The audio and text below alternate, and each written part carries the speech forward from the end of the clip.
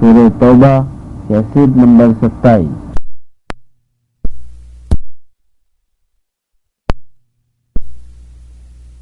على آل سيدنا محمد كما صليت على إبراهيم وعلى آل إبراهيم في العالمين إنك حميد مجيد۔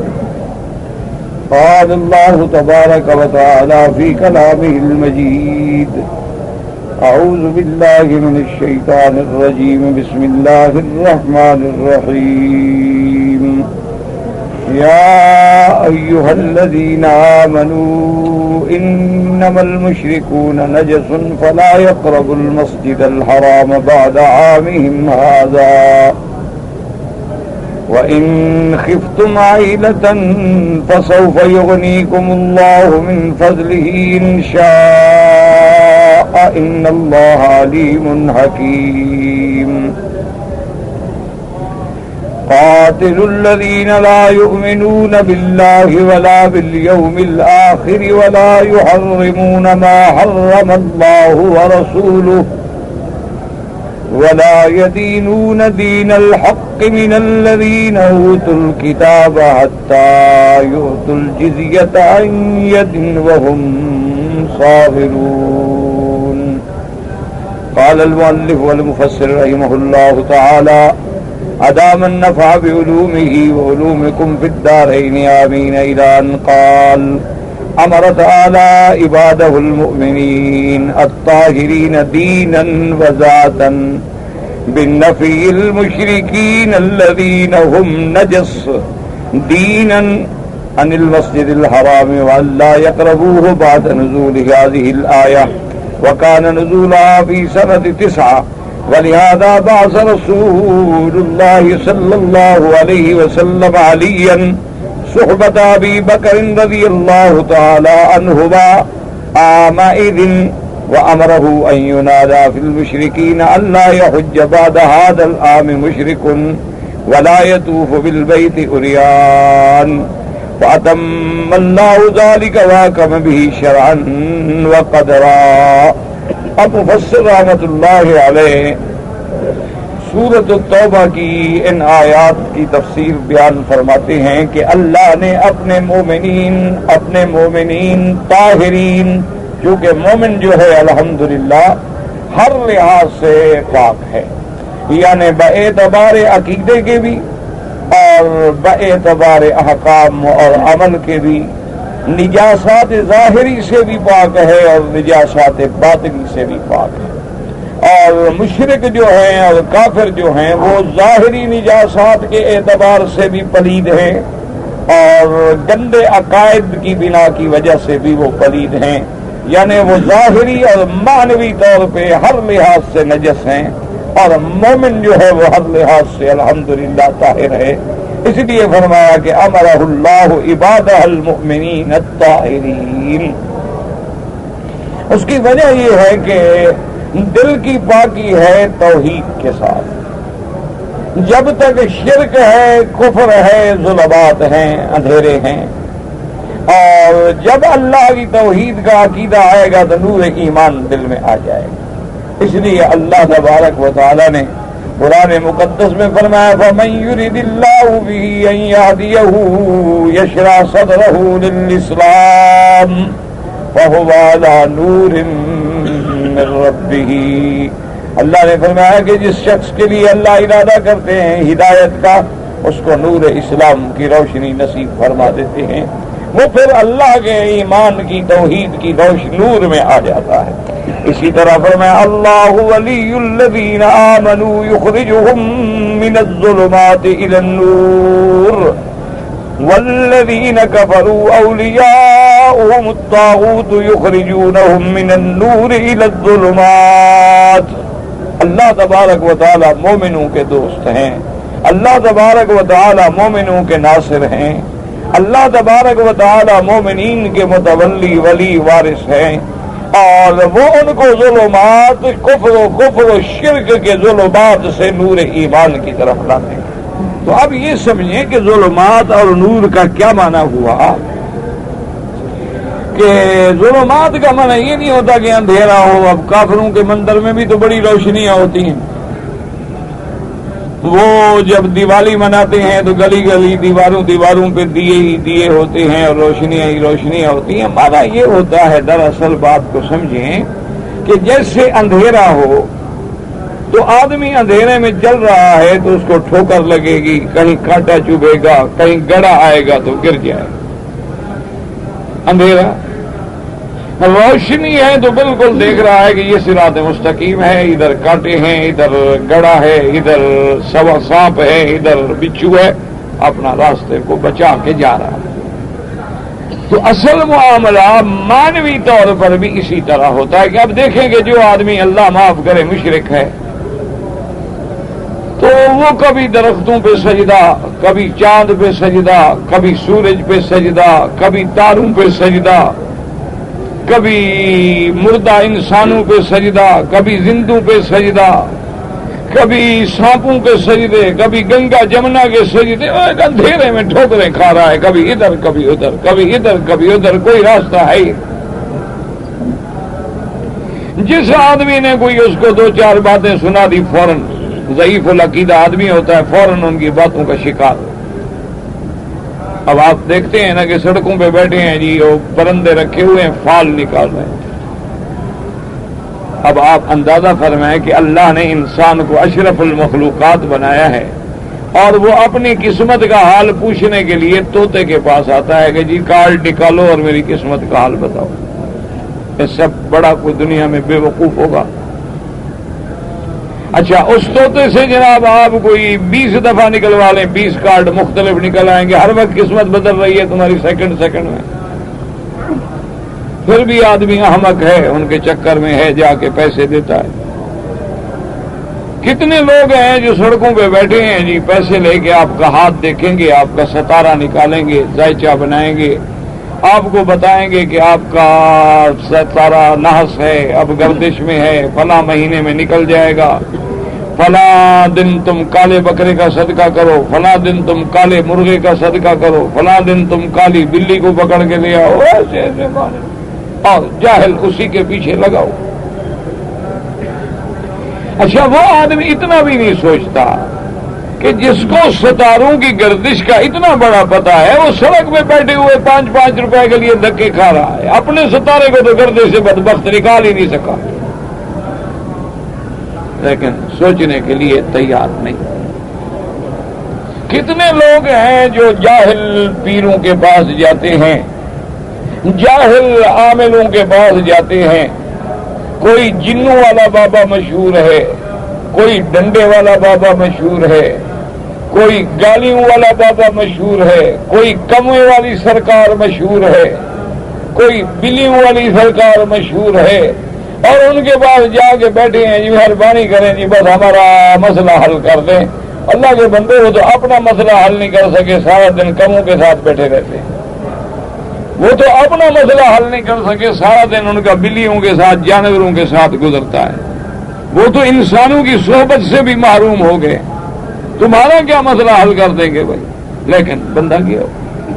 کتنے بڑے عقل والے لوگ ہیں، جائیں گے مزار پہ جی منت ماننے آئے ہیں، مرشد میری مشکل حل کرے گا. خود کھڑا ہے مزار پہ، دیکھ رہا ہے کہ مرشد فوت ہو گیا ہے، قبر کے نیچے ہے، مٹی کے نیچے ہے.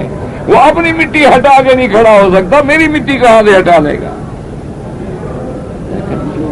عقل پہ پردے پڑ جاتے ہیں، آدمی اندھے ہو جاتے ہیں. وجہ کیا ہے؟ ظلمات، وہ اندھیرا، وہ شرک کا اندھیرا جو ہے وہ ٹھوکریں کھانے پہ مجبور کر رہا ہے.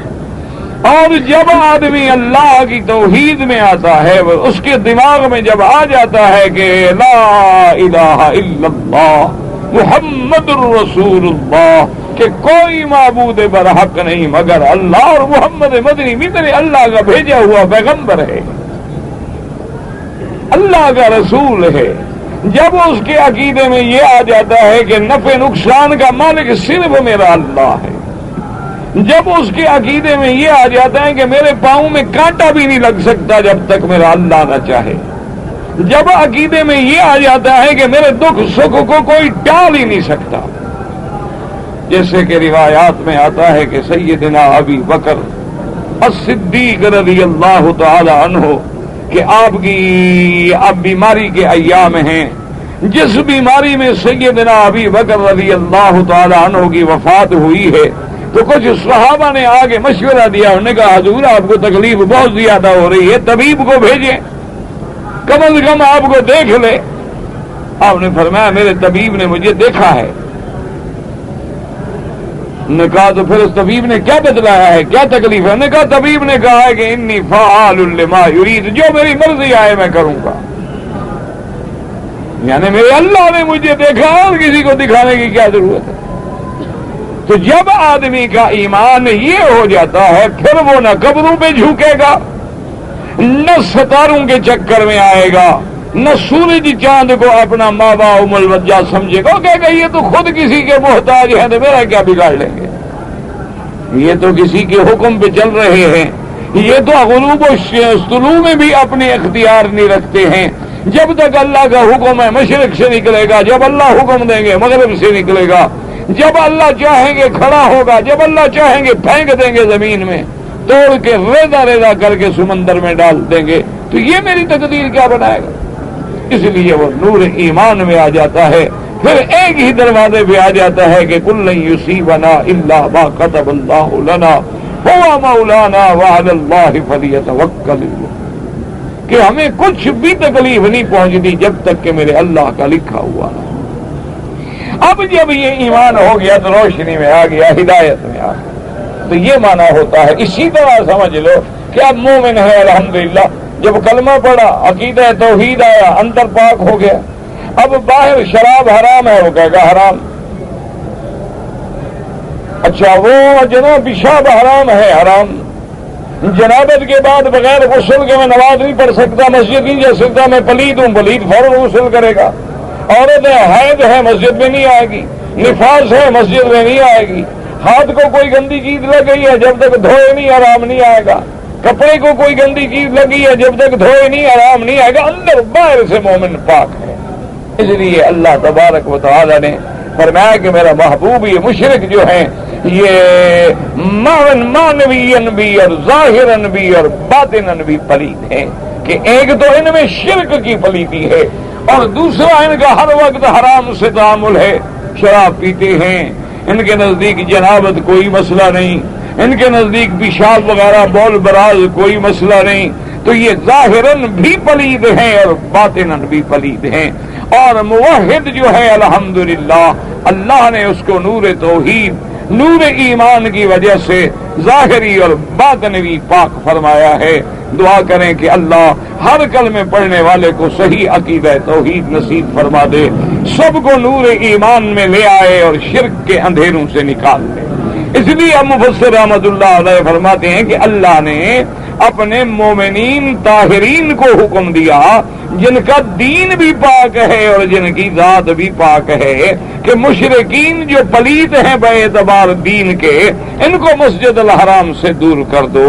وَأَلَّا يَقْرَبُوهُ مسجد الحرام کے قریب بھی نہ آئے. بعد نزول هذه الآیہ, اس آیت کے اترنے کے بعد. اب مفسر رحمۃ اللہ علیہ فرماتی ہیں وَكَانَ نُزُولُهَا فِي سَنَةِ 9. یہ آیت کب اتری؟ فرماتے ہیں کہ 9 ہجری میں یہ آیت اتری ہے. وَلِهَذَا بَعَثَ رَسُولُ اللَّهِ صَلَّى اللَّهُ عَلَيْهِ وَسَلَّمَ عَلِيًّا صُحْبَةَ أَبِي بَكْرٍ رَضِيَ اللَّهُ عَنْهُمَا. اللہ کے نبی نے 9 ہجری میں سیدنا ابی بکر صدیق رضی اللہ تعالی عنہ کو امیر الحج بنا کے بھیجا. جب حضرت ابی بکر رضی اللہ تعالی عنہ روانہ ہو گئے تو مان حضور صلی اللہ علیہ وسلم کو خیال آیا کہ جاہلیت کی یہ عادت ہے کہ جب کوئی معاہدہ ہو یا معاہدے کو توڑا جائے تو یا تو بادشاہ خود ہو یا بادشاہ کا کوئی قریبی نائب ہو. اس لیے حضور نے فرمایا حضرت علی کو, چونکہ رشتے کے اعتبار سے حضرت علی رضی اللہ تعالی عنہ قریب ہے میرے مدنی محمد مصطفیٰ صلی اللہ علیہ وعلی آلہ وسلم, چونکہ آپ کے ابن عم ہیں, ابی طالب آپ کے چچا ہیں, اور حضرت علی ابن ابی طالب ہیں. آپ نے فرمایا کہ حضرت علی تم جاؤ اور حضرت ابو بکر کے ساتھ مل جاؤ, اور باقاعدہ پورے مواسم میں مینا میں، عرفات میں، مزدلفہ میں، مکے میں، اسواق میں اعلان کر دو کہ اللہ یحجن بعد العام مشرکون، کہ اللہ کے اس سال کے بعد کوئی مشرک جو ہے حج نہیں کرے گا، وَأَلَّا يَطُوفَ بِالْبَيْتِ عُرْيَانٌ، اور خبردار اس سال کے بعد کوئی آدمی اللہ کے کعبے کا طواف بغیر لباس کے نہیں کرے گا۔ یہ زبانِ جاہلیت میں عادت تھی، یہ مکے والوں نے مشرک کے زمانے میں ایک نیا رواج نکالا تھا، کیونکہ یاد رکھیں کہ جتنا بد عقیدہ لوگ ہوتے ہیں، مشرک ہوتے ہیں، کافر ہوتے ہیں، یہودی ہیں، نصارہ ہیں، ہندو ہیں، بدھ مت ہیں، سکھ ہیں، ان سب کے عقیدے جو ہیں خود گھڑے ہوئے ہوتے ہیں۔ اس لیے انہوں نے ایک بات گھڑ لی تھی کہ اللہ کے کعبے کا طواف کرو لیکن ننگے طواف۔ کیوں بھی ننگا طواف کرو؟ کہنے لگے جی بات یہ ہے کہ ہمارے کپڑے جو ہیں نا یہ ان میں تو ہم گناہ کرتے ہیں، پھر یہ کپڑے پہن کے خدا کے گھر میں کیسے آئیں؟ اللہ کا گھر تو پاک ہے نا۔ دیکھو اللہ کے گھر کا ادب کیسے کریں، کپڑے گناہ والے اتار رہے ہیں، خود ننگے پھر رہے ہیں۔ اس لیے ہمیشہ یاد رکھے کہ جتنے دنیا میں باطل مذہب ہے نا جی، جتنے دنیا میں فرق ضالہ ہیں، سب کے مسئلے گھڑے ہوئے ہوتے ہیں، اپنا خیال ہے، تخیل ہے، خیال آ گیا مذہب بن گیا، ایک خیال آ گیا طریقہ بن گیا۔ اچھا پھر ان کو کچھ عرصے کے بعد جو خیال آ گیا ہے تو بڑی عجیب بات کہ اللہ کے گھر کا طواف ننگا، اچھا عورتیں بھی ننگی، مرد بھی ننگے۔ انا للہ و انا الیہ راجعون۔ کمی تو خیر آج کل بھی ہم نے نہیں کی ہوئی، ہم نے بھی کوئی کمی نہیں کی ہوئی۔ عورتیں ململ کے کپڑے پہن کے طواف کرتی ہیں، بدن سارا نظر آتا ہے۔ مرد ماشاءاللہ جو زیادہ فیشنیبل ہیں، کاؤ بوائے ہیں، ان کی پینٹ اتنی ٹائٹ ہوتی ہے کہ پورا بدن نظر آتا ہے اور اوپر بنیان ہوتی ہے۔ اور بعض ہمارے ماشاءاللہ مرد بھی ایسے ہیں جو بالکل عین ململ کا سلوار قمیض پہن کے ماشاءاللہ اکڑ کے اللہ کے گھر کا طواف کرتے ہیں۔ کمی تو ہم نے بھی نہیں کی ہوئی، ہم نے بھی وہی جاہلیت کی رسمیں اپنا لی ہیں۔ کتنے خوش نصیب ہوں گے جو اللہ کے گھر کا طواف ادب سے کریں، کتنے خوش نصیب ہوں گے جو اللہ کے گھر کے باہر پھرتے ہوئے یہ سمجھیں کہ ہم خدا کے گھر کے باہر پھر رہے ہیں، دل میں خشیت ہو، خوف ہو، آنکھ میں آنسو ہو، نظر نیچے ہو، دل اللہ کے ساتھ جڑا ہوا ہو، اور پھر دیکھیں ذکر کا مزہ آتا ہے کہ نہیں آتا۔ کتنے ہمارے نوجوان ہیں بھاگ بھاگ کے طواف کریں گے، کسی کو ہاتھ ماریں گے، کسی کو کوئی نہیں ماریں گے، کسی کو ٹکر ماریں گے، کسی دو بندوں کے درمیان سے نکلیں گے، پتہ نہیں کس گاڑی پہ جانا ہے تم نے۔ علیکم السکینۃ والوقار، پتہ نہیں وہ حدیثیں کیوں بھول گئی۔ حضور کا تو حکم ہے فرض نماز ہو رہی ہے، تم آ رہے ہو، دوڑو نہیں، آرام سے آؤ، جماعت مل جائے، جتنی رکعتیں مل جائیں الحمدللہ، جو فوت ہو جائیں بعد میں کھڑے ہو کے پوری کر دو۔ اللہ کا نبی پاک صلی اللہ علیہ وسلم تو فرماتے ہیں فرض نماز کے لیے بھی نہ دوڑو، اور تم نفل طواف میں دوڑو، ٹکریں مارو، بھاگو، اور شام کو جناب بیٹھ کے ساتھی میں جی آج میں نے 10 طواف کیے ہیں، لیکن یہ نہیں گنا کہ کتنے آدمیوں کو میں نے تکلیف پہنچائی ہے، اور ان 10 طوافوں میں نے سوچا کیا ہے، پڑھا کیا ہے، غور کیا کیا ہے، میری زبان سے کیا کلمے نکلے ہیں، کوئی پتہ۔ بہرحال بعد میں قریش نے ایک اور فیصلہ کر دیا، چونکہ دین تو گھر کا تھا نا جی، جو چاہو بنا لو۔ انہوں نے کہا ایسا کرتے ہیں کہ ہم جو ہے نا قریش مکے والے، ہم تو کریں گے کپڑوں سے لباس، ہمارے علاوہ جو قبائل ہیں وہ ننگا کریں، تاکہ ہمارا ان کا کچھ تو فرق ہو نا۔ آخر ہم مجاور ہیں، ہم حمص ہیں، ہم بیت اللہ کے وارث ہیں، سقایا حجابہ ہمارے پاس ہے، تو ہمارا ان کا کوئی فرق تو ہونا۔ اچھا پھر خیال آ گیا کچھ پیسے بھی کماؤ، جیسے ہمارے قبروں پہ مجاور ہیں نا، وہ بھی نئی نئی بات نکالتے ہیں نا، کچھ مال ملے۔ دیکھا نہیں کہ کبھی عرس شریف کے نام پہ، کبھی 11ویں شریف کے نام پہ، کبھی شیرینی شریف کے نام پہ، کبھی مزار کے غسل مبارک کے نام پہ، کبھی مزار مبارک کے دروازہ لگانا ہے سونے کا اس کے نام پہ، کبھی مزار مبارک کے لنگر کے نام پہ، روز ایک نئی سکیم بناتے. انہوں نے بھی سکیم بنائے. انہوں نے کہا ایسا کریں کہ جو کپڑے پہن کے طواف کرنا چاہتا ہے وہ کپڑے ہم سے لے، ہمارے کپڑے پہن کے کرے وہ تو حلال، اپنے کپڑے پہن کے کرے تو حرام. اچھا فلسفہ کیا تھا؟ فلسفہ یہ ہے کہ بھائی ان کپڑوں میں ہم نے گناہ کیا. اچھا جس بدن سے گناہ کیا اس کو کیوں نہ کاٹ کے پھینک دو اور پھر طواف کرو. ایک جہالت ہے، شرک ہے، اندھیرا ہے. اب اندھیرے میں آپ کو پتا ہے کہ اپنے گھر کے کمرے میں بھی آدمی ٹکریں کھاتا ہے. بجلی بند ہو جائے آدمی اٹھ کے ڈھونڈتا پھرتا ہے کہ دروازہ کی طرح. تو جب وہ شرک و ظلمات کفر کے اندھیرے میں آ جائیں گے ٹکریں نہیں لگیں گی تو کیا لگے گا؟ پھر تو یہی ہوگا. اس لیے اللہ نے فرمایا کہ میرا نبی ان مشرکوں کو نکال دے. تو حضور نے حضرت علی کو بھیجا کہ اعلان تم نے کرنا ہے اور رہنا حضرت ابو بکر رضی اللہ تعالی عنہ کی عبادت میں ہے. اس لیے حدیث میں آتا ہے کہ جب حضرت علی رضی اللہ تعالی عنہ تشریف لائے تو حضرت صدیق نے پوچھا امیر بل مامور وقال انا مامور. آپ نے پوچھا کیا تم امیر بن کے آئے ہو یا مامور بن کے آئے ہو؟ حضرت علی نے فرمایا نہیں، میں آپ کا مامور، آپ کے تابع رہوں گا، لیکن اعلان میں کروں گا. اور اس کے بعد فرماتے ہیں کہ یہ اعلان کر دیا کہ اللہ حج بعد هذا العام مشرک ولا يطوف بالبيت عريان فاتم اللہ ذالک وحکم بھی شرعن وقدرا. اللہ کا فیصلہ پورا ہو گیا، اللہ کا حکم پورا ہو گیا، شرعن بھی حکم ہو گیا، قضاء و قدر کا بھی فیصلہ ہو گیا کہ اب کعبے میں حرم میں ایمان والے ہوں گے، اب کوئی مشرک حج کے لیے نہیں آ سکتا، طواف نہیں کر سکتا. وقال عبد الرزاق قال اخبرنا ابن جريج قال اخبرني ابو الزبير انه سمع جابر بن عبد الله يقول في قوله تبارك وتعالى انما المشركون نجس فلا يقربوا المسجد الحرام بعد عام هذا الا ان يكون عبدا او احدا من اهل الذمه.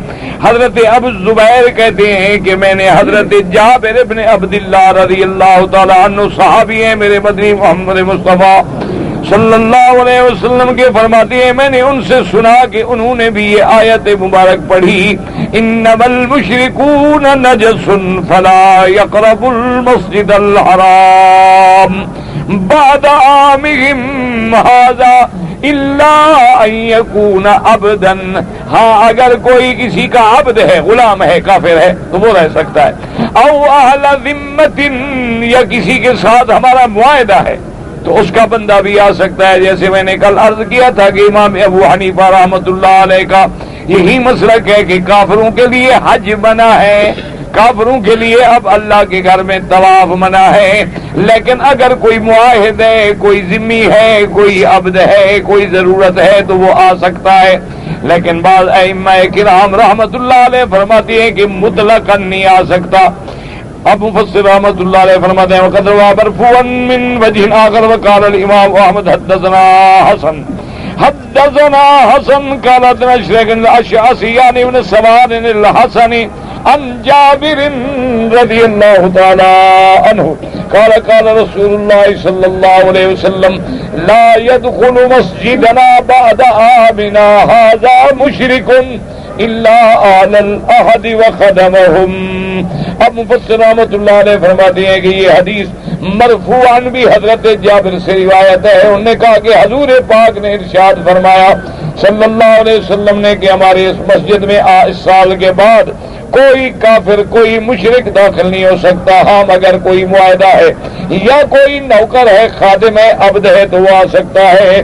اب مفسر فرماتے ہیں تفرد به الامام احمد مرفوعا والموقوف اصح اسنادا. اب مفسر فرماتے ہیں کہ یہ حدیث ذکر کرنے میں امام احمد ابن حنبل رحمۃ اللہ علیہ منفرد ہیں اور کسی محدث نے اپنی کتاب میں اس حدیث کو ذکر نہیں فرمایا، مرفوعاً ذکر نہیں فرمایا. لیکن مفسر فرماتے ہیں کہ موقوفاً مانا علی صحابی جلیل حضرت جابر رضی اللہ تعالیٰ عنہ پر موقوفاً زیادہ سند صحیح ہے. لیکن یاد رکھیں کہ اتنی بڑی بات کوئی صحابی اپنی طرف سے نہیں کر سکتا جب تک کہ وہ حضور صلی اللہ علیہ وسلم سے نہ سنے، کیونکہ صحابہ تو بالکل اطاعت کے پتلے تھے حضور کے۔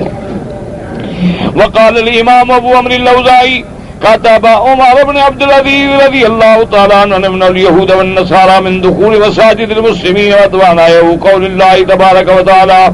ابو عمرو الاوزاعی فرماتی ہیں کہ حضرت عمر بن عبد العزیز جب بادشاہ بنے انہوں نے حکم دے دیا تھا کہ یہودی ہے نصارہ ہے، اس سے معلوم ہوا کہ وہ بھی مشرکین کے ساتھ شامل ہیں، کیونکہ مشرک جیسے کافر ہے وہ بھی کافر ہے۔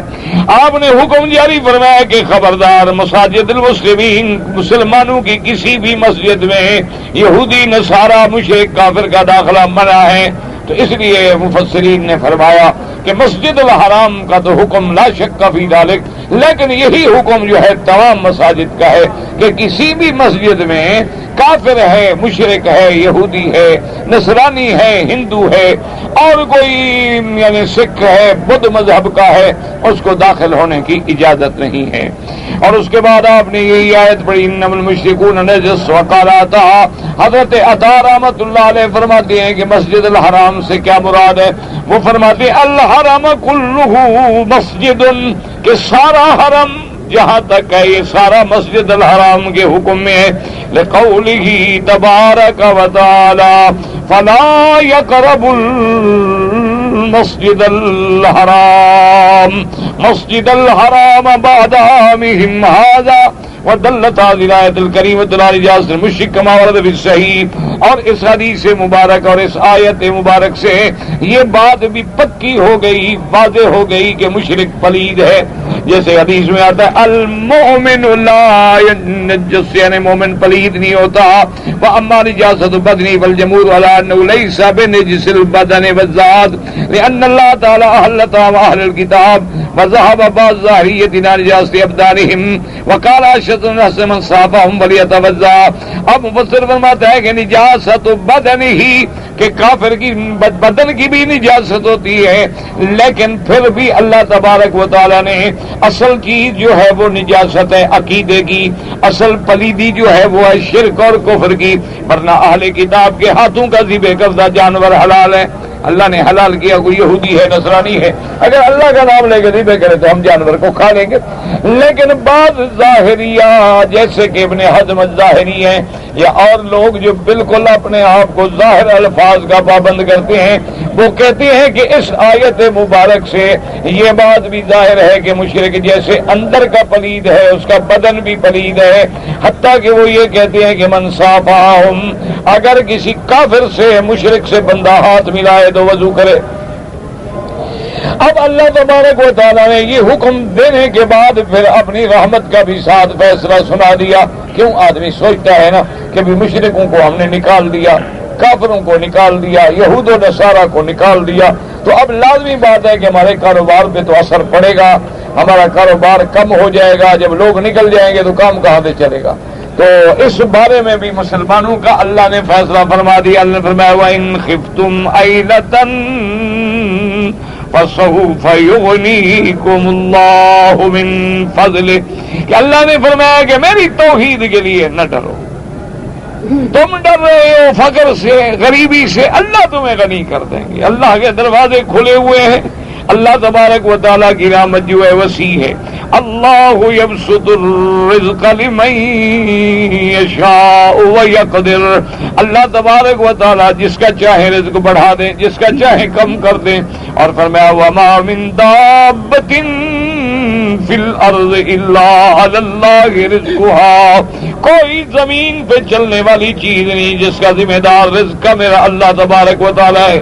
اور کہیں فرمایا ان اللہ هو الرزاق ذو القوۃ المتین، اللہ ہی رازق ہے، اللہ ہی تبارک و تعالیٰ قادر ہیں، قوت والے ہیں۔ اللہ چاہتے ہیں رزق دینا، وہ چاہے تھوڑے میں برکت ڈال دیں، وہ چاہے تو زیادہ کو برباد کر دیں، تم گھبراتے کیوں ہو؟ اللہ تبارک و تعالیٰ تمہارے لیے اور دروازے کھول دیں گے۔ اصل تو امتحان ہوتا ہے نا جی، ایمان کا امتحان ہوتا ہے۔ جیسے دیکھیں کہ صلاح الدین کے بارے میں کہتے ہیں کہ اللہ عالم تاریخ کی بات ہے، بہرحال تقریباً بہت سارے تواریخ میں اس کا ذکر آتا ہے کہ جب اس نے سومناتھ کے مندر پہ توڑنے کا، بتوں کو توڑنے کا فیصلہ کیا تو اس دور میں جو وہاں کے ہندو تھے انہیں پتہ لگا کہ بھئی صلاح الدین نے فیصلہ کر لیا ہے ہمارے بتوں کو توڑنے کا. انہوں نے بہت بڑے بڑے وفد بھیجے صلاح الدین ایوبی رحمت اللہ علیہ کی خدمت میں. انہوں نے کہا کہ مہربانی کرو، چھوٹے موٹے مندر بت شد تو تم نے توڑ دیے ہیں، اب یہ ہمارا سب سے بڑا مندر ہے سومناتھ، اور اس میں ہمارے جو ہیں دیوتا وہ سب سے بڑے دیوتا ہیں، مہربانی کر کے اس کو نہ توڑو، اور اس کے بدلے میں تم جتنی دولت چاہتے ہو نہ لے لو. تاریخ میں موجود ہے. انہوں نے کہا کہ جو مرضی آئے نا منہ سے مانگ لو، کیا مانگتے ہو؟ تو ایوبی نے صلاح الدین نے فرمایا کہ ان بتوں کو، ان بدبختوں کو، ہندوؤں کو جا کے کہہ دو کہ میں توحید کے کلمے پڑھنے والا ہوں، میں بت فروش نہیں، بت شکن ہوں، میں بیچنے والا نہیں، میں توڑنے والا ہوں. میں نے دوسرے نبی کا کلمہ پڑھا ہے جس نے مکے میں اللہ کے کعبے میں بت توڑے اور توڑ دیا، پرواہ نہیں کی. اسی طرح آپ بھی دیکھیں کہ 1400 سال کے بعد اللہ نے پٹھانوں سے بھی کام لیا. ان کو بھی دنیا نے کہا پیسہ لے لو، جتنا مرضی آئے لے لو. انہوں نے کہا نہیں، اللہ کے نبی نے بتوں کو توڑا ہے، ہم توڑے.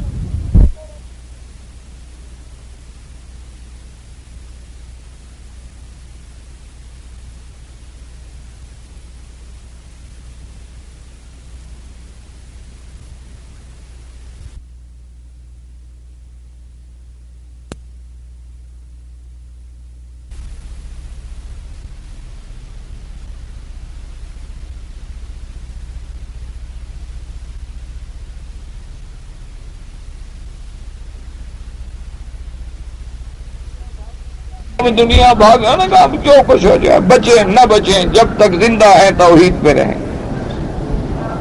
مر جائیں گے تو اللہ کی مرضی ہے. اللہ مرنا تو ہے نا، کوئی کی ساری کی زندگی کو زندہ رہنا ہے، بندے نے مرنا تو ہے.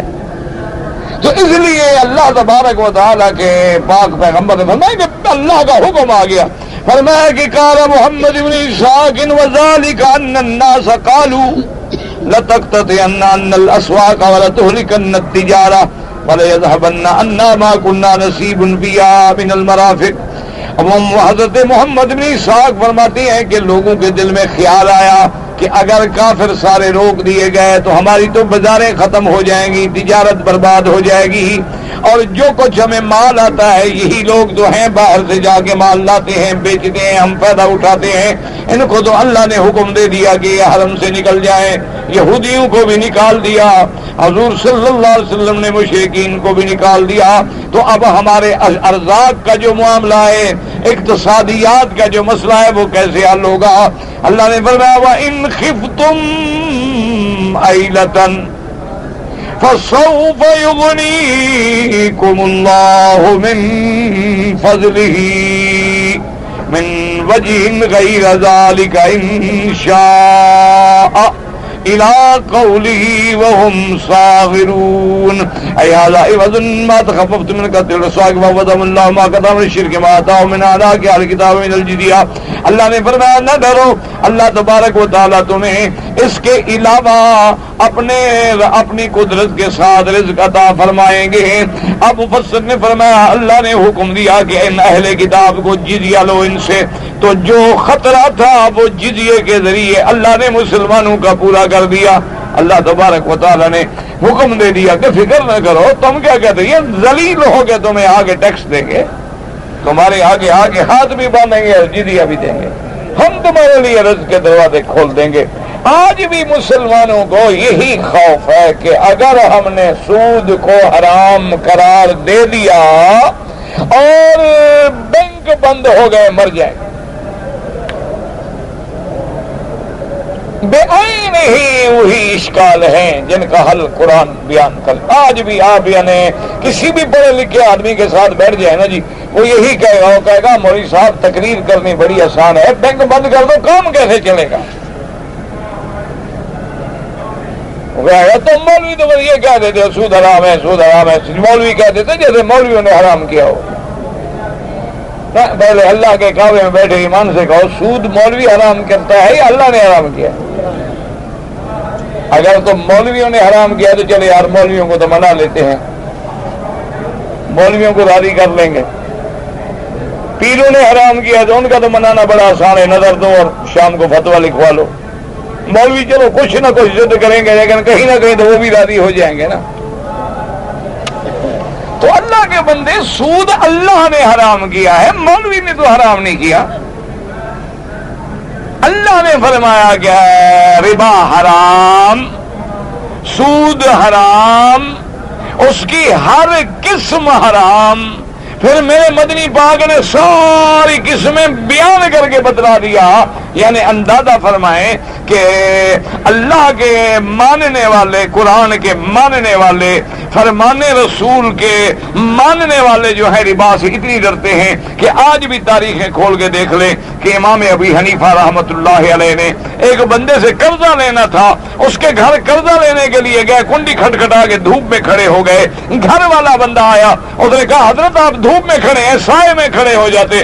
پر میں قرضہ لینے آیا ہوں، تیرے گھر کی دیوار کے سائے کا فائدہ اٹھانا قیامت میں کہیں سود نہ بن جائے۔ وہ تو اس سے بھی ڈرتے تھے۔ اور پھر اللہ کے نبی نے اتنی وضاحت بیان فرما دی کہ آکل الربا، منہ کی لہو، کھانے والا، کھلانے والا، لکھنے والا، دینے والا، لینے والا، گواہی دینے والا، سب پہ اللہ کی لعنت ہے۔ اور پھر میرے اللہ نے صرف یہ نہیں کہا کہ حرم علیکم الربا لا تاکلوا الربا، بلکہ فرمایا فاذنوا بحرب من اللہ ورسولہ، کہ اگر تم سودی کاروبار پہ چلتے ہو تو پھر اللہ سے جنگ کے لیے تیار ہو جاؤ۔ تو اللہ سے جنگ کر کے کوئی جیتا ہے کہ تم جیت جاؤ گے؟ کہتے ہیں جی مولوی صاحب آپ ٹھیک کہتے ہیں، ہم تو بند کر دیں گے، لیکن باہر والے ملکوں سے کیا کریں گے؟ وہ باہر والے ملک جو اب تمہیں قرضہ دیتے ہیں اپنی شرائط منواتے ہیں کہ نہیں منواتے؟ تمہارا مذہب اتنی کمزور ہے؟ ان کا تو اگر کوئی ایک آدمی بھی ایک ترمیم پیش کر دیتا ہے آئین میں تو اس پہ ساری باتیں ماننی پڑی۔ تم کو ہمارے اللہ رسول نے حرام کیا ہے، ہم نہیں دیں گے، جو مرضی ہے کر لو، جو سابقہ ہو چکے ہیں معاملے طے کر لو، آئندہ ہم نہ قرضہ لیں گے نہ دیں گے۔ ایک بات، اور دوسری بات یہ دیکھ لو کہ میرے محبوب کے زمانے سے لے کر خلفائے راشدین، سیدنا ابی بکر، سیدنا عمر، سیدنا عثمان، سیدنا علی، سیدنا حسن، سیدنا معاویہ رضوان اللہ علیہم اجمعین کے دور تک کوئی سود نہیں تھا۔ ایمان سے کہیں اسلام نے ترقی کی یا اسلام کمزور ہوا؟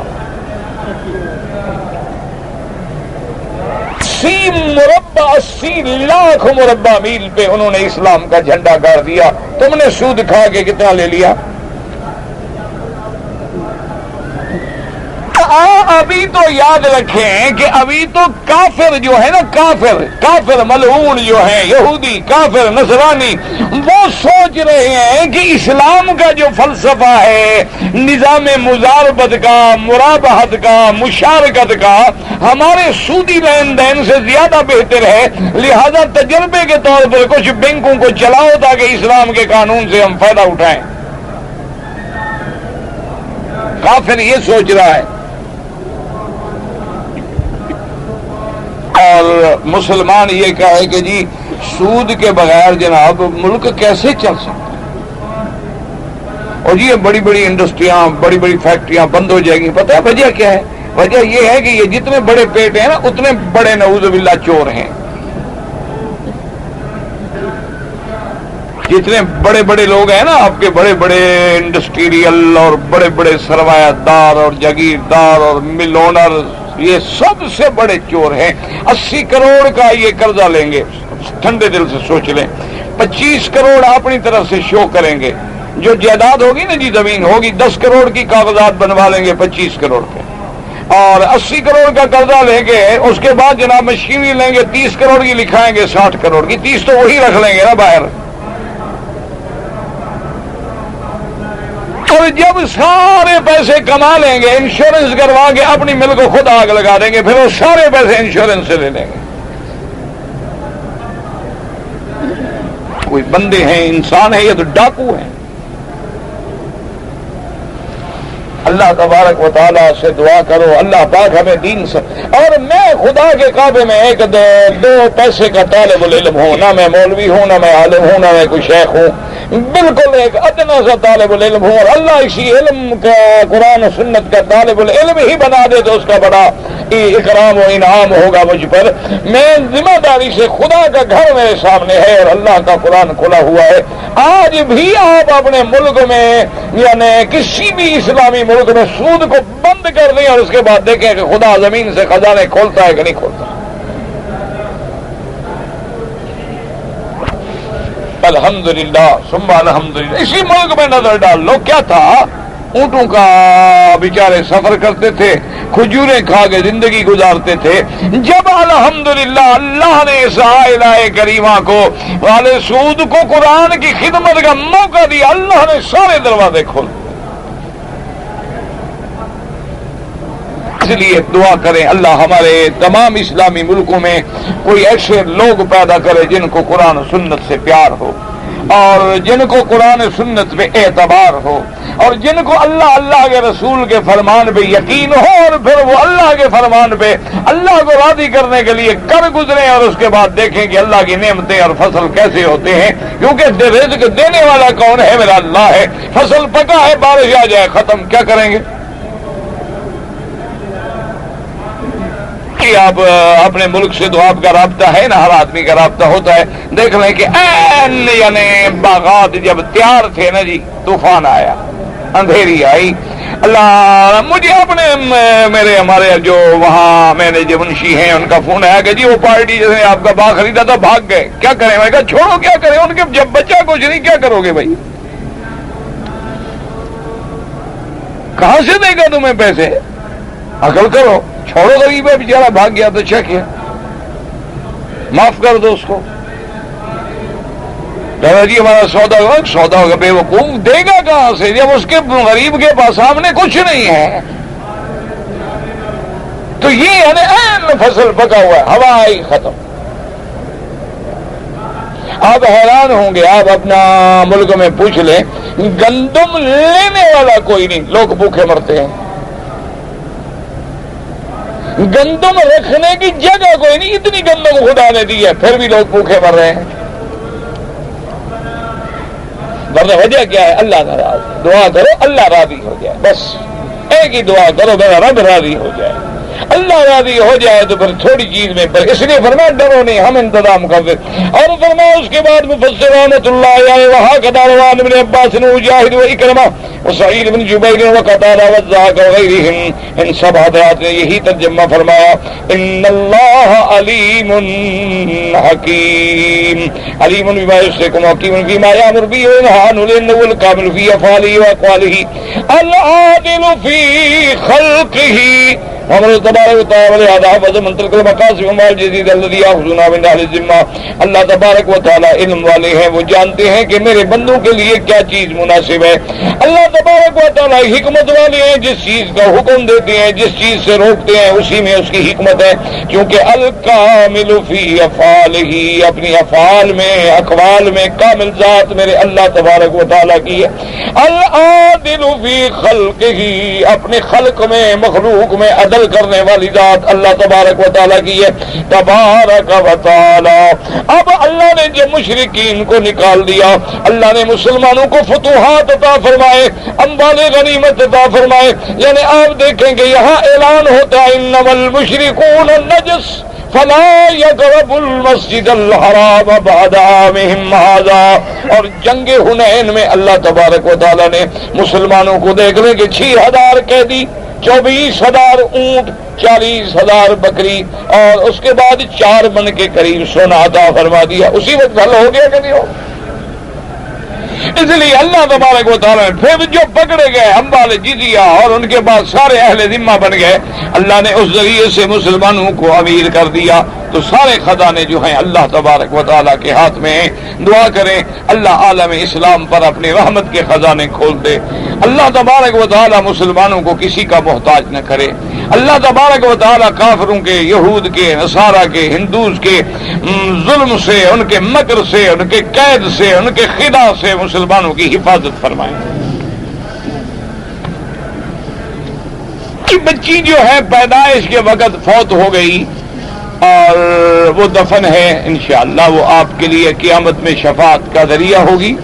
حضور صلی اللہ علیہ وسلم نے فرمایا ہے کہ جس بندے کے بچہ یا بچی فوت ہو جاتے ہیں معصوم یعنی پیدا ہونے کے بعد، تو قیامت والے دن وہ اپنے والدین کے لیے اللہ کی رحمت سے اجازت سے شفاعت کریں گے۔ تو بالکل کوئی بات نہیں، آپ قبر پہ جاتے ہیں کوئی مسئلہ نہیں۔ منع یہ ہوتا ہے، یاد رکھو کہ قبروں پہ جانے سے حضور نے منع نہیں فرمایا، اللہ نے منع نہیں فرمایا، بلکہ حدیث حضور نے فرمایا کہ زیارت کیا کرو قبروں کی تاکہ تمہیں اپنی قبر یاد آئے، اپنی موت یاد آئے، آخرت یاد آئے۔ منع کیا گیا ہے شرک سے کہ جا کے سجدے کرنا، چومنا، چاٹنا، غلاف چڑھانا، دیے جلانا، نظر ماننا، جا کے ان کو سورنا، پکارنا، ان کے نام پہ ذبیحے کرنا، لنگر چلانا، یہ ساری چیزیں شرک و بدعات میں ہیں۔ یہ تو نہیں کہ قبر پہ نہ جاؤ۔ اگر ہم طواف کر رہے ہیں اور اذان شروع ہو جائے تو کیا اذان کا جواب دے سکتے ہیں؟ بالکل دے سکتے ہیں، کوئی منع نہیں۔ طواف میں تو بولنے کی اجازت ہے، طواف میں اذان کا باقاعدہ جواب دیں۔ قولوا کما یقول المؤذن، اسی طرح کہو جس طرح مؤذن نے کہا اللہ اکبر اللہ اکبر، آپ بھی کہیں اللہ اکبر اللہ اکبر۔ بس ایک بات یاد رکھیں کہ جب وہ کہے حی علی الصلاۃ تو آپ کہیں لا حول ولا قوت الا باللہ۔ اور اسی طرح ایک حدیث مبارک میں یہ بھی آتا ہے کہ اگر صبح کی نماز ہے اور مؤذن کہتا ہے الصلاۃ خیر من النوم، تو جواب میں کہیں صدقتا وبررتا ودعوت الی الحق، یا اسی طرح کہیں جیسے اس نے کہا ہے۔ بہرحال طواف کی حالت میں اذان کا جواب دینا جائز ہے۔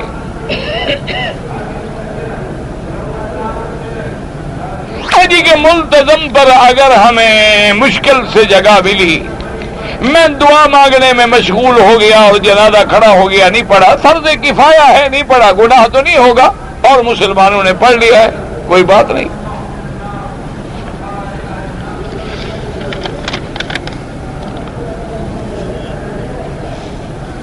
اگر کوئی آدمی اللہ کے نبی کو نور مانتا ہے، نور ماننے سے کیا مراد ہے؟ یعنی جن سے نور ہیں، جن سے بشر نہیں ہیں، اولاد آدم سے نہیں ہیں بلکہ نور سے پیدا ہوئے ہو، تو کفر ہے، قرآن کا منکر ہے۔ انما انا بشر مثلکم یوحی الی قل سبحان ربی هل کنت الا بشرا رسولا۔ اور حضور نے فرمایا انا سید ولد آدم، میں آدم کی اولاد کا سردار ہوں۔ تو اس لیے اگر نور کا معنی وہ یہ لیتا ہے کہ وہ نور نبوت ہے، حضور آئے، کلمہ پڑھایا، نور ایمان پھیلایا، نور توحید پھیلایا، حضور صلی اللہ علیہ وسلم جو قرآن لے کے آئے، قرآن بھی نور ہے، ایمان بھی نور ہے، توحید بھی نور ہے، لیکن حضور محمد ابن عبداللہ ہیں، حضرت محمد مصطفیٰ عبداللہ کے بیٹے ہیں، عبد المطلب کے پوتے ہیں، آپ کے بچے ہیں، آپ کی بیوی ہے، آپ جن سے انسان سے ہیں، تو پھر کافر نہیں ہے۔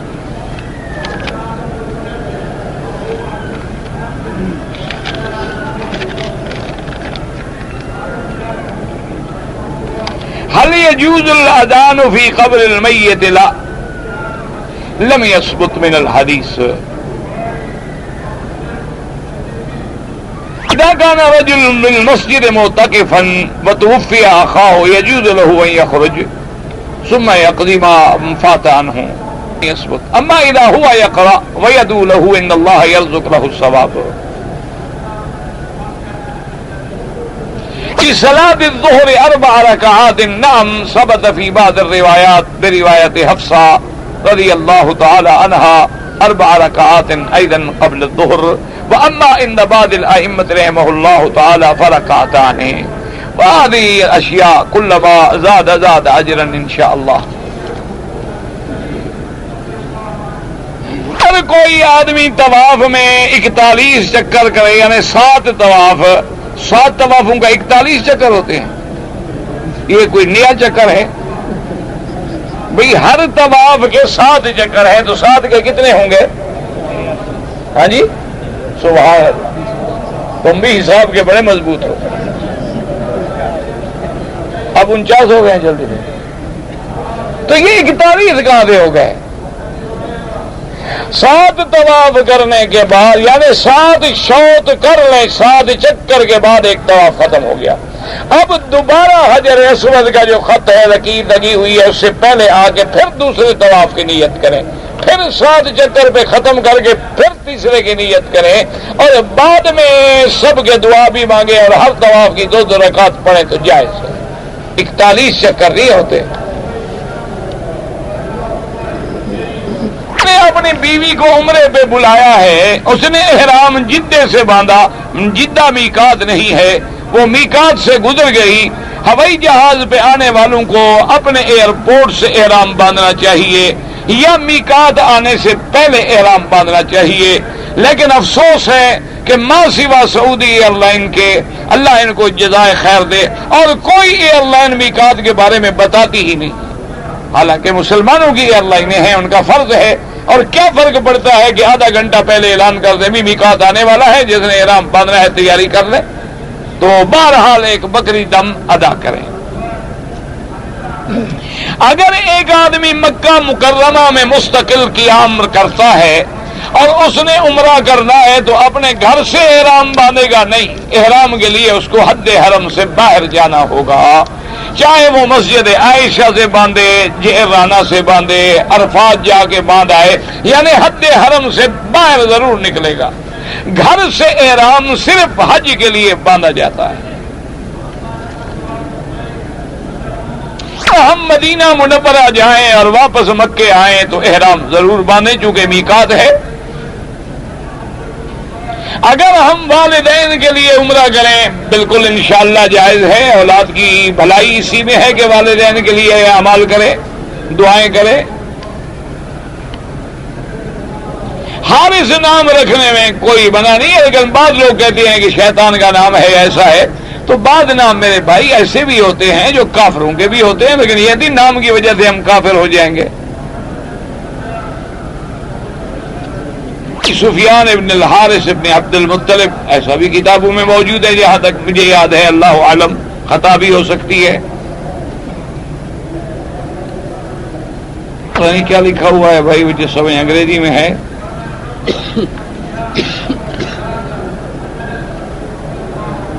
ہر ایک آدمی کو گیس کی تکلیف ہے اور وہ وضو کرنے کے بعد بیچارہ گیس خارج ہو جاتی ہے، ریح خارج ہو جاتی ہے، ہوا خارج ہو جاتی ہے۔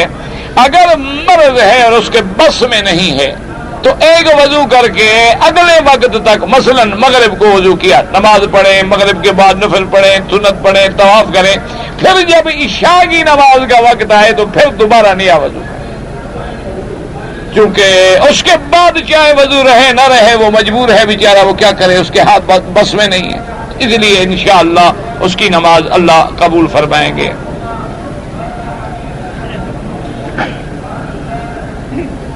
کہتے ہیں جی کہ احادیث مبارک میں بعض محدثین کے نزدیک یہ اختلاف بھی ہوتا ہے، حدیث کے ضعیف یا کبھی ہاں ہوتا ہے، کیونکہ بعض روات جو ہیں، ایک محدث نے اسے کہا ہے کہ یہ راوی جو ہے ضعیف ہے، دوسرے کی تحقیق ہے وہ کہتے ہیں کہ نہیں لا باس بھی، کوئی حرج نہیں، گزارا ہے، تیسرا کہتا ہے کہ نہیں بالکل صدوق ہے، سچا ہے، چوتھے کہتا ہے کہ نہیں میں نے جو تحقیق کی ہے ابتدا میں بالکل ٹھیک تھا، آخر میں جا کے اس کا حافظہ کمزور ہو گیا ہے، تو یہ محدثین کی تحقیق ہے۔ بالکل اختلاف ہوتا ہے، کوئی بڑی بات نہیں، اور یہی تو کمال ہے محدثین کا کہ جتنے لوگوں نے میرے محبوب سے حدیثیں بیان کی ہیں، 1400 سال تک جو لوگ ہیں سب کے احوال کو محفوظ رکھا ہے کہ ایک ایک بندے کا حال پتا ہے کہ یہ کیسا ہے، یہ کیسا ہے، یہ کیسا ہے، یہ کیسا ہے۔ یہی تو ان کا کمال ہے، اور اتنی بڑی تحقیق میں جب لاکھوں کے بارے میں تحقیق ہوگی تو غلطیاں بھی ہو سکتی ہیں۔ اللہ ان کی قبروں پہ کروڑوں رحمتیں فرمائے۔ اور سورت واقعہ پڑھنے کے بارے میں کہتے ہیں حدیث ضعیف ہے تو نہ پڑھیں، پر قرآن کے بارے میں بھی کہہ دیں تو ہم کیا کر سکتے ہیں؟ نہ ویسے قرآن پڑھنا ٹھیک ہے کہ ویسے بھی نہ پڑھیں۔ اور میرے بھائی ایک بات یاد رکھو کہ فضائل اعمال مثلا کعبے کی فضیلت ہے، سورت واقعہ کی فضیلت ہے، اور پھر یہ دیکھنا پڑتا ہے کہ کیا اس عمل پہ حضور کے صحابہ نے بھی عمل کیا؟ تو حضرت عبداللہ ابن مسعود رضی اللہ تعالیٰ عنہ کے بارے میں بڑا مشہور واقعہ ہے کہ جب آپ کی آخری بیماری کا وقت ہے، آپ کے فوت ہونے کا وقت قریب آیا اور بیمار تھے جس مرض میں، حضرت عثمان تشریف لائے اور ان نے آ کے عیادت کی اور نے فرمایا کہ اگر اجازت ہو تو میں مدینے سے طبیب بھیجوں۔ فرمایا نہیں، اب کیا ضرورت ہے طبیب کی، اب اس مقام پہ پہنچ گئے، اور ایک روایت میں فرمایا کہ بس میرے طبیب نے مجھے دیکھ لیا ہے۔ انہوں نے کہا کہ حضرت میں کچھ بیت المال سے کچھ پیسے بھیج دوں، آپ کے کام آئیں گے؟ تو آپ نے فرمایا جب زندہ تھے، جوان تھے، صحت تھی، اس وقت تک تو کسی نے پیسے دیے نہیں، اب بیماری میں کیا فائدہ پیسے دینے کا؟ تو انہوں نے کہا کہ حضرت آپ کی بچیوں کے کام آ جائیں گے۔ تو آپ نے فرمایا علمتہن سورۃ الواقعہ، میں نے اپنی بیٹیوں کو سورت واقعہ پڑھا دی ہے، انشاءاللہ اللہ انہیں بھوکا نہیں ماریں گے۔ تو بہرحال اب اتنے بڑے صحابی جلیل کا ان کے بارے میں حضور کی حدیث ہے کہ دین سیکھنا ہے تو ان چار سے سیکھو۔ ان میں حضرت عبداللہ ابن مسعود رضی اللہ تعالی عنہ کا نام مبارک ہے، وہ بھی اس بات کو نقل کر رہے ہیں، تو اس لیے معلوم ہوتا ہے کہ اس بات میں کوئی قوت ہے۔ اور اگر حدیث ضعیف بھی ہو، ایک بات یاد رکھو، مثلا اب جتنی چلو اور باقی کتابوں میں نہ جائیں، سیاہ سکتہ کی 6 کتابیں ہیں، بخاری مسلم کو الگ کر کے باقی کتابیں ساری کھول کے پڑھیں، ان میں دیکھیں کیا حدیث ضعیف ہے کہ نہیں درج۔ تو اگر یہ حدیث ضعیف نعوذ باللہ کسی کام کی نہیں تھی تو محدثین نے لکھی کیوں؟ اتنا ان کو علم نہیں تھا کہ بھی ہم خامخواہ حدیث ضعیف لکھ رہے ہیں، کیا فائدہ، لوگ بیچارے بعد میں پڑھیں گے تو ضعیف۔ تو اب اس کی وجہ کیا ہے آخر کہ انہوں نے کیوں اپنی کتابوں میں درج کیا؟ اس لیے کہ بعض اوقات ایک روایت مبارک ایک سند کے ساتھ ضعیف ہوتی ہے لیکن دوسرے رستے کے ساتھ وہ قوی ہو جاتی ہے، بعض اوقات ایک سند کے اعتبار سے ضعیف ہے لیکن معنی جو ہے وہ صحیح حدیث میں موجود ہے۔ تو یہ محدثین کا کمال ہے، اسی لیے تو ہم کہتے ہیں کہ کسی کے دروازے پہ جائے بغیر علم حاصل نہیں ہوتا، مربی کے بغیر کبھی مربع نہیں بنتا۔ لازمی بات ہے کہ مربع مربی سے بنے گا اور قرآن و حدیث علماء اور ائمہ کے دروازے پہ جانے سے حل ہوگا۔ اچھا، صلاح الدین سلطان محمود غزنوی کا واقعہ اسی کا ہوگا، تاریخ کی بات ہے، آپ نے ٹھیک لکھا ہے، مجھے تو جو یاد تھا میں نے کہہ دیا، اللہ عالم۔ بہرحال یہ آپ کے کہنا ٹھیک ہے، وہ سلطان محمود غزنوی تھے جن نے بت توڑے ہیں۔ تو بہر صورت اللہ تبارک و تعالی سے بھی دعا کریں کہ اللہ ہمیں بھی بت شکن بنائے، بت فروش نہ بنائے، اللہ ہمیں بھی اعلاء توحید کی توفیق عطا فرمائے، اللہ بدعات کے مٹانے والا بنائے، اللہ تبارک و تعالی سنت پہ چلانے والا بنائے۔ وما علینا الا البلاغ واللہ تعالی اعلم وعلمہ وتم۔ اللہم صل علی سیدنا محمد وعلی آل سیدنا محمد وبارک وسلم۔ یا الہ العالمین، عالم اسلام پہ اپنی رحمت نازل فرما۔ یا الہ العالمین، بیماروں کو شفا عطا فرما، بیماروں کو شفا عطا فرما۔ یا اللہ، بیماروں کو شفا عطا فرما، بے حیاؤں کو حیا عطا فرما، بے دینوں کو دین عطا فرما، بے اولادوں کو اولاد عطا فرما، جن کی اولاد ہے ان کو صالح بنا۔ یا اللہ، جن کے گھروں میں جوان بچیاں ہیں سب کے رشتے آسان فرما۔ یا اللہ، ان کے مستقبل روشن فرما۔ یا اللہ، شرفاء کی پریشانیاں دور فرما۔ یا الہ العالمین، یا ارحم الراحمین، ہمیں مانگنا نہیں آتا، بغیر مانگے اپنی رحمتیں عطا فرما۔ یا الہ العالمین، ہر مسلمان کو عقیدہ توحید نصیب فرما، حضور کی اطاعت و اتباع نصیب فرما، صحابہ اہل بیت اولیاء اللہ ائمہ کرام ائمہ محدثین کی محبت نصیب فرما. یا اللہ ہمیں حرمین الشریفین کا ادب نصیب فرما. یا اللہ اس بلد اللہ الامین کو قیامت تک ہر فتنے سے محفوظ فرما. اللہم استرنا بسترک الجمیل اللہم استرنا بسترک الجمیل. اللہم اجعل لنا وللمسلمین من کل ہم فرجا ومن کل ضیق مخرجا ومن کل بلاء عافیہ. یا اللہ مسلمان کشمیر میں ہیں، فلسطین میں ہیں، شیشان میں ہیں، عرب میں ہیں، عجم میں ہیں، ان کی جان مال ابر و عزت کی حفاظت فرما. یا الہ العالمین مجاہدین دین کی مجاہدین اسلام کی قدم قدم پہ نصرت فرما. یا الہ العالمین یہود و نصارہ کو ذلت آمیز شکست نصیب فرما. یا اللہ یہود کے ظلم سے مسلمانوں کی حفاظت فرما. یا اللہ فلسطین کی حفاظت فرما. یا اللہ قبلہ اول بیت المقدس کی حفاظت فرما. یا الہ العالمین یا ارحم الراحمین ہم کمزور ہیں، ہم گناہگار ہیں، خطا کار ہیں، ہم اپنے گناہوں کا اعتراف کرتے ہیں، ہمارے گناہ معاف فرما دے. یا اللہ رحمت کے فیصلے فرما. یا اللہ رحمت کے فیصلے فرما. انصرنا فإنک خیر الناصرین وافتح لنا فإنک خیر الفاتحین واغفر لنا فإنک خیر الغافرین وارحمنا فإنک خیر الراحمین وارزقنا فإنک خیر الرازقین واحفظنا فإنک خیر الحافظین واهدنا ونجنا من القوم الظالمین. صلی اللہ تعالی علی خیر خلقہ سیدنا محمد وعلی آلہ واصحابہ اجمعین. اللہم صل علی سیدنا محمد وعلی آل سیدنا محمد وبارک وسلم علیہ.